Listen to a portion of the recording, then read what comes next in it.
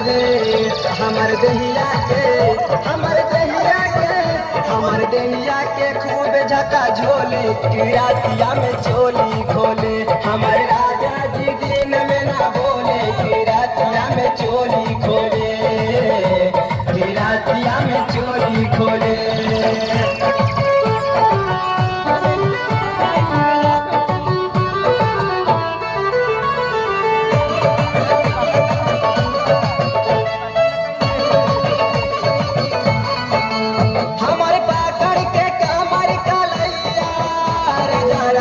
चुसौले मालैया हमर पाकड़ के कामर कलैया, राजा रात भर चुसौले मालैया। अपने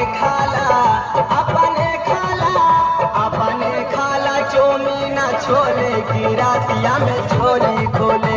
हमर राजा ना बोले कि रातिया में चोली खोले, कि रातिया में चोली खोले।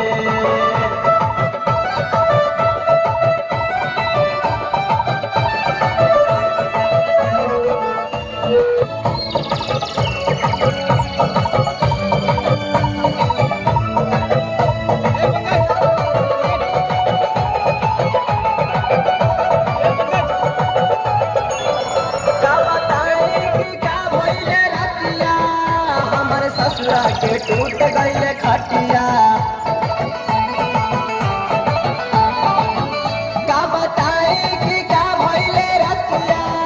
हमर ससुरा के टूट गईले खटिया। हमें